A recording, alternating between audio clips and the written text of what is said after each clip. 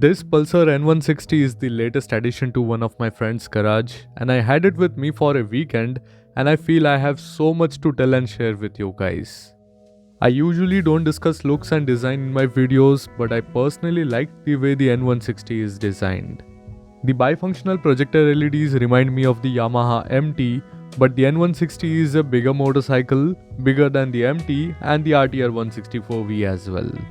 As you start to ride the N160, there are some significant differences you will notice from the previous Pulsars, and also for someone like me who is regular to riding the RTR 164V. If you feel the TVS Apache Rtr 164V is refined, then you should ride the Pulsar N160, which comes across super refined across the rev range.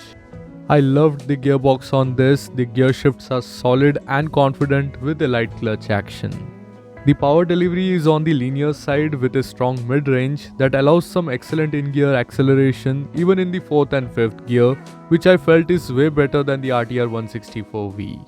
On highways, you can easily cruise at 80 km per hour with enough power in reserve for a quick overtake. The Pulsar performs decently inside the city, not as nimble as the RTR 164V, but the N160 does feel a bit heavy in maneuvering in slow speed traffic when compared to the RTR. I didn't face any overheating issues throughout the use on the Pulsar. The oil-cooled DTSI engine did an amazing job there. Although it's a 2-valve engine, I still feel it's the highlight of this machine along with the gearbox.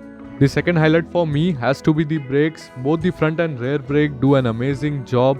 I like them so much that if possible I would like to have the front brake setup on my RTR 204V. The bite and feedback both are best in class. What spoils the complete setup is the Eurogrip tires provided from the factory. The dual channel ABS will try to save you from its shortcomings, as it is decently calibrated with non-haphazard intrusions.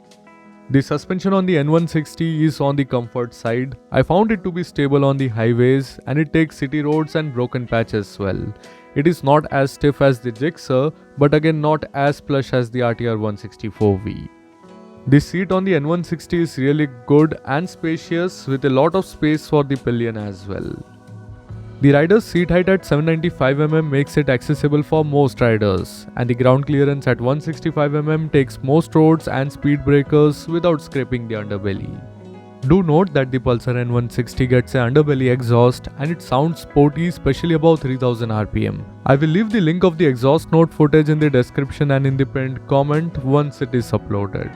Moving ahead, I must mention that I really liked the way Bajaj has spec'd the N160 in terms of features. People might scream on the absence of Bluetooth and mobile connectivity, and I absolutely reject that unless you get a system like on the Ather or Ola. The analog tachometer brought a big smile. These things never get old, as the sweep of an analog needle adds up to the joy of riding for me. The instrument console provides you with the necessary alerts and info, including stuff like time, gear indicator, and distance to empty as well. You also get the mobile charging USB port, and Bajaj has kept the signature Pulsar backlit switch gear. Before I forget, the tank is metal with a 14 liters of fuel capacity, bigger than the RTR 164V, where you can also expect a longer range on the N160. Currently, the fuel efficiency is at around 44 km per liter in mixed riding conditions. We will update this later after multiple tests. Honestly, I have really liked what Bajaj has done with the Pulsar N160. And just like the Pulsars, I have seen Bajaj service improve over years. Of course, they are still not 10 on 10, but a lot has improved, including parts availability, and spare parts are still reasonably priced. Currently, I ride a TVS Apache Rtr 204V, and I am frequently on RTR 164Vs as 5 of my friends own them. But there is a complete generation in India which once aspired to grow up and own a Pulsar. The Pulsar was an aspirational product. I clearly remember discussing the madness after the launch of Pulsar 220 with my friends in school days. It was truly a wave of Pulsar mania. Eventually, I feel Pulsar passed that baton to the Duke, where KTM is doing phenomenally well, but the name Pulsar still remains as an emotion for a lot of us. So that's it for this video, and I hope you guys have liked it.